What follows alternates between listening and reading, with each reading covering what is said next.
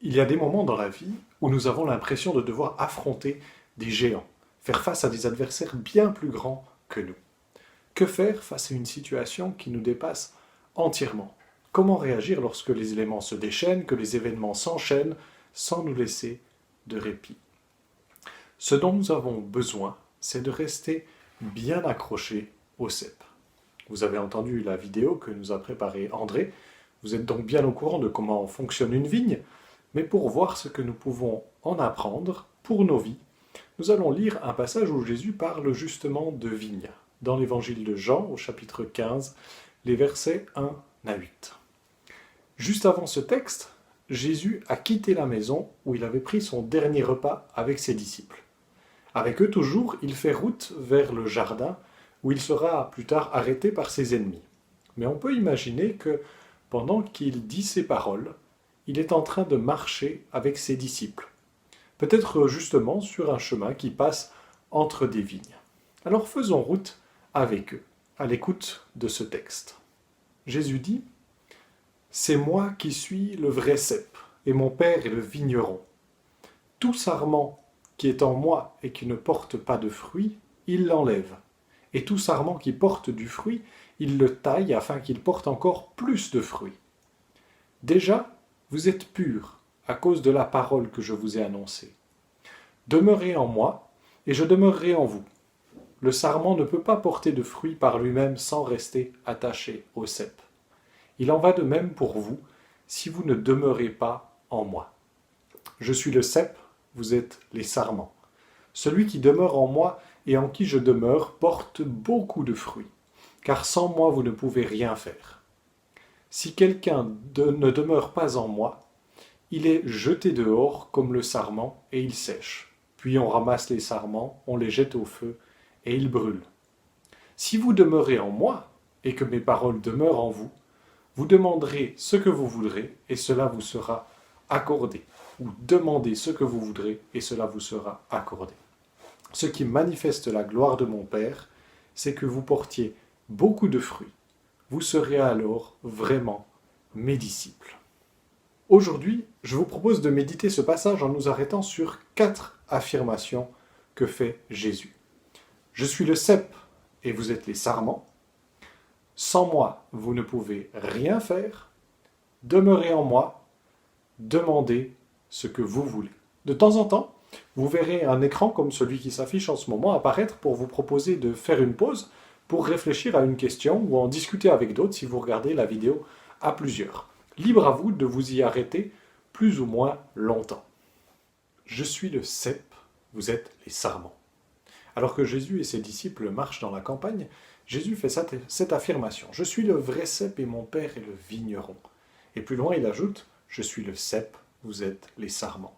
Jésus est le cep, Dieu est le vigneron, et nous sommes les sarments qui doivent porter du fruit. Alors bien sûr, tout le monde sait que Jésus n'est pas vraiment un cep, un pied de vigne, que Dieu n'est pas un vigneron et que nous ne sommes pas vraiment des sarments. Je n'ai pas des grappes de raisin au bout de mes doigts. Mais c'est une image que Jésus utilise pour nous faire comprendre quelque chose. Que veut-il nous dire? André nous a expliqué tout à l'heure ce que sont le cep et les sarments. Alors d'après vous, qu'est-ce que signifie cette image pour nous? Vous avez des idées? Je crois qu'une des questions qu'il faut se poser pour bien comprendre ce que Jésus veut dire, c'est quels sont les fruits que Dieu veut nous faire porter? Porter du fruit, c'est une idée qu'on connaît dans notre langage. On dit par exemple que nos efforts ont porté du fruit, si on a travaillé pour un examen et qu'on a réussi. Mais de quels fruits parle-t-on lorsque Dieu dit qu'il veut que nous portions de bons fruits? Quels sont les bons fruits que notre Dieu vigneron veut faire porter aux sarments que nous sommes? Pour répondre à cette question, je vous propose de mettre la vidéo en pause pour lire 3 versets qui vont apparaître à l'écran.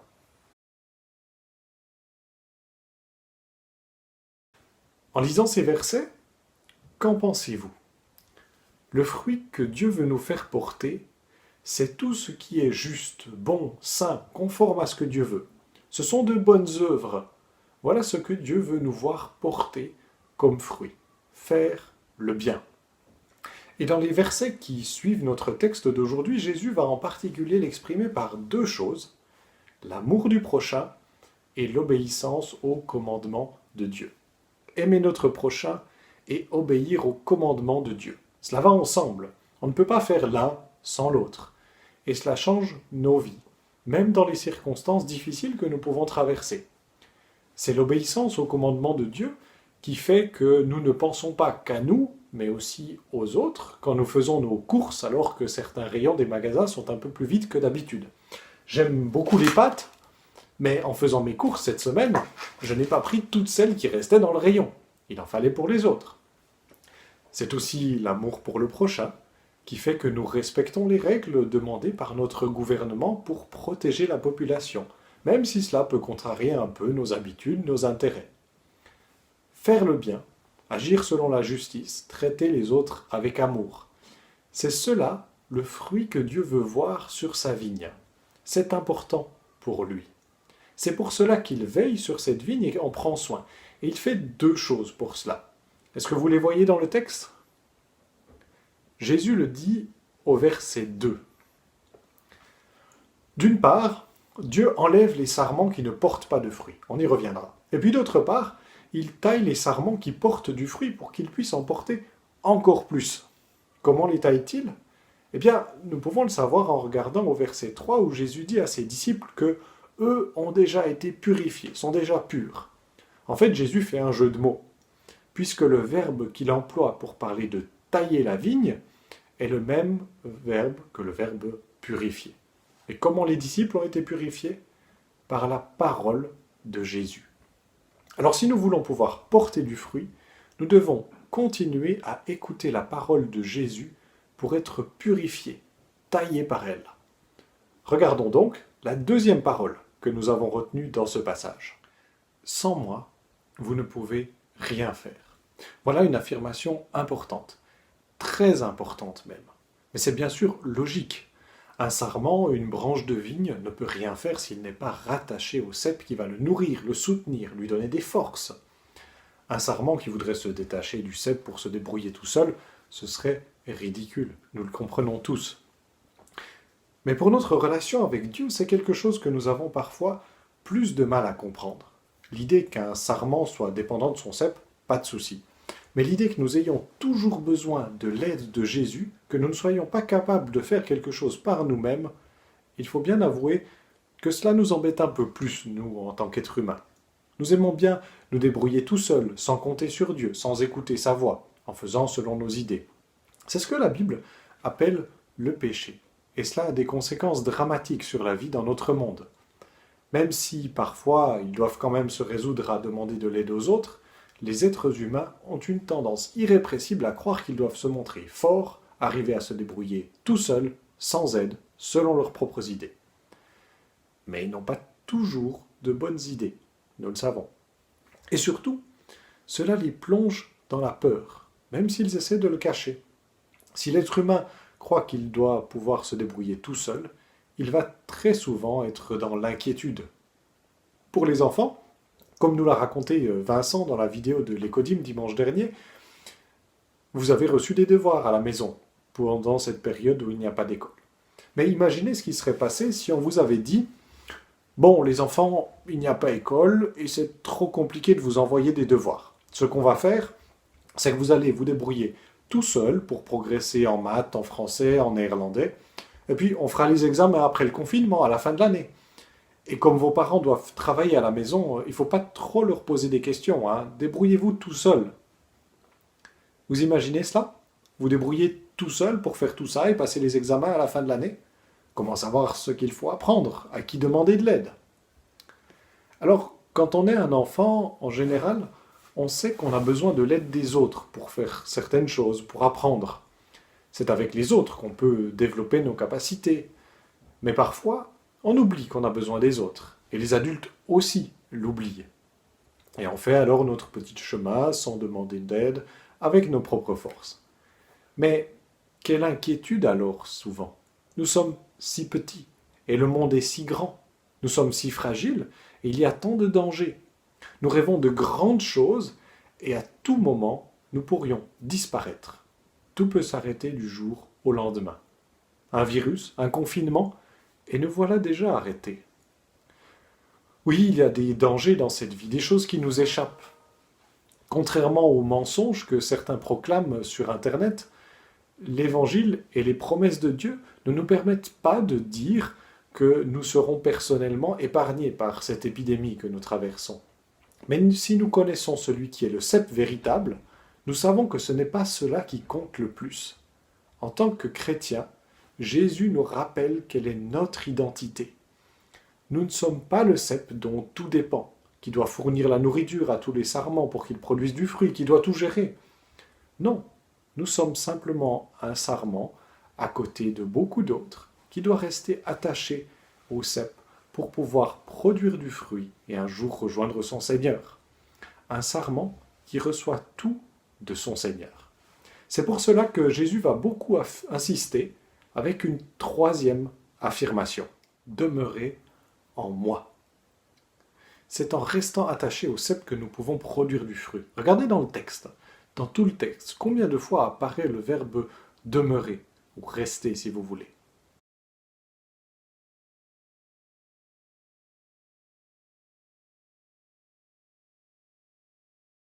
Vous avez compté 7 fois. C'est que c'est important. Jésus insiste là-dessus. Il nous faut demeurer, rester attaché à lui, le cep véritable, attaché à lui, à l'écoute de sa parole, quoi qu'il arrive. Si nous ne sommes pas attachés au cep, nous serons comme tous ceux qui croient que chacun doit se débrouiller tout seul et se préoccupent avant tout de leur propre survie au détriment des autres. Si nous ne sommes pas attachés au cep, nous serons comme tous ceux qui s'inquiètent jour après jour en regardant sans cesse les actualités et en se demandant quand viendra leur tour, paralysés par leur peur. Si nous ne sommes pas attachés au cep, nous ferons les choses plus selon nos propres idées, selon nos propres règles, avec tous les dégâts que cela peut produire. Si nous ne sommes pas attachés à Jésus, le véritable cep, notre Seigneur nous avertit au verset 6 que nous serons comme ces sarments qui ne portent pas de fruits, que l'on coupe, qui se dessèchent et qui sont entassés pour être brûlés dans le feu. Des sarments stériles et destinés à finir au feu. Voilà bien un sort qui ne nous fait pas envie. Et nous avons bien mieux à trouver. Parce qu'en tout temps, nous avons désespérément besoin de rester attachés à notre Seigneur Jésus. Rester attachés à lui pour être rassurés, pour trouver notre direction, pour recevoir les forces dont nous avons besoin. Cela ne se peut pas sans lui. Nous avons besoin de demeurer en lui et qu'il demeure en nous. Savez-vous ce que Jésus veut dire en affirmant qu'il faut qu'il demeure en nous ?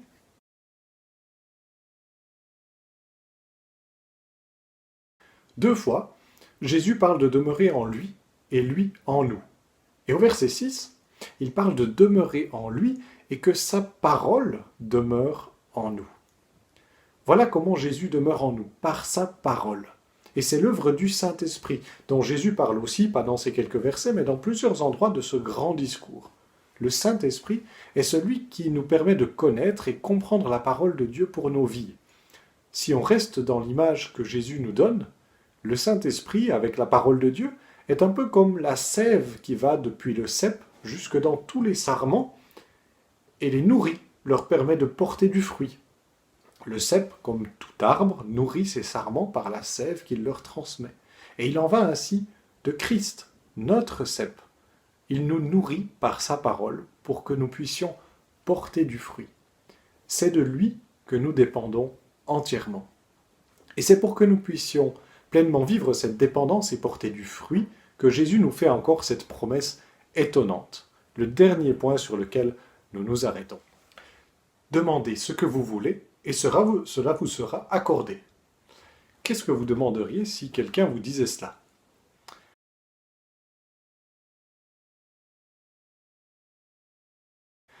Je ne sais pas quelles seraient vos réponses à cette question. La fin de l'épidémie, la guérison d'un proche, pouvoir retourner à l'école, un nouveau travail, trouver la paix. Nous avons certainement toutes sortes d'idées. Mais est-ce que c'est cela que signifie cette parole de Jésus ? Veut-il simplement dire que nous pouvons lui demander tout ce que nous voulons ? La réponse est oui et non. Jésus le dit, vous pouvez demander ce que vous voulez, donc c'est vrai. Mais il y a deux conditions à cette promesse. Si vous demeurez en moi et que ma parole demeure en vous. La prière, ça n'est pas le lieu pour obtenir toutes nos fantaisies. Ce n'est pas comme dans les films où on peut faire 3 vœux qui seront automatiquement réalisés. Jésus redit les choses avec d'autres mots un peu plus loin, au verset 16. Tout ce que vous demanderez au Père en mon nom, il vous le donnera.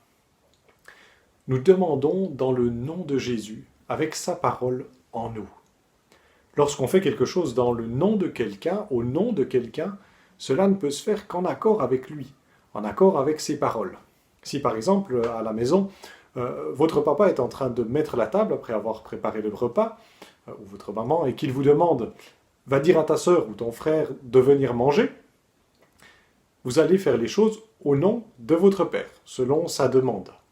Si à la place de faire ce qu'il vous a dit, vous dites à votre frère ou à votre sœur « papa veut que tu ailles prendre ton bain », vous allez avoir des problèmes probablement. Mais si vous dites à votre frère, votre sœur, il faut venir manger, et qu'il vous demande pourquoi vous lui dites ça, vous pourrez lui répondre, c'est papa qui l'a demandé.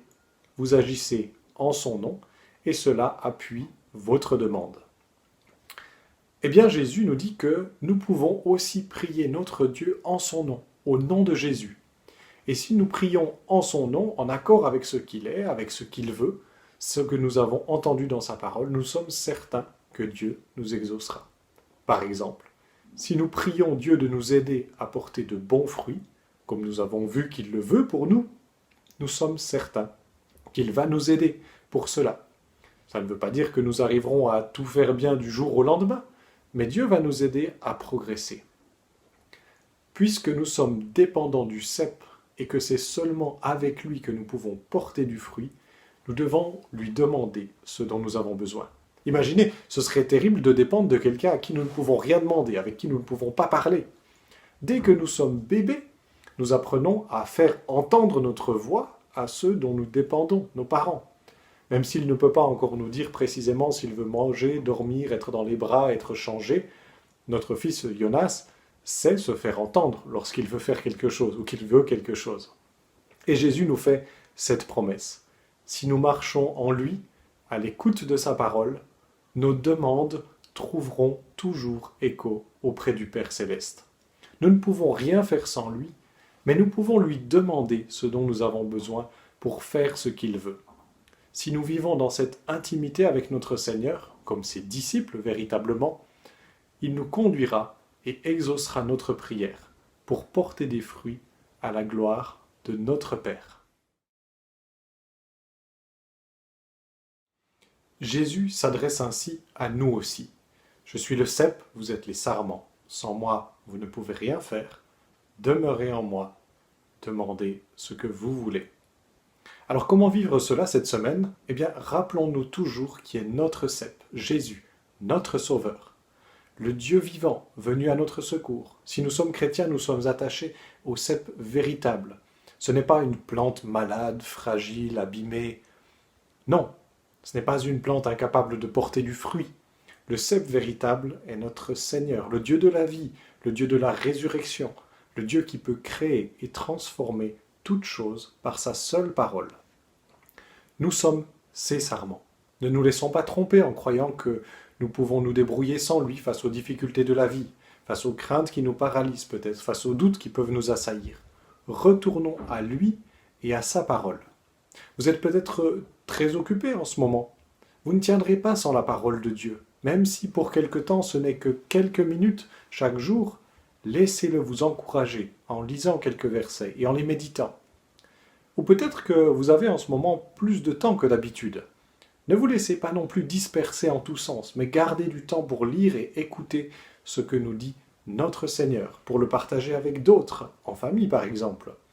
Mettez à part chaque jour un moment régulier pour lire la parole de notre Dieu, en vous levant dans la matinée avant de vous coucher, quand vous voulez. Et dans tout cela, pour tout cela, n'arrêtons jamais de demander à notre Père son aide et sa conduite. Il sait que nous avons besoin de lui, que sans Christ, nous ne pouvons rien faire. Alors tournons-nous vers lui pour recevoir ce dont nous avons besoin pour porter du fruit. Quoi qu'il arrive, accrochez-vous au cep. Amen.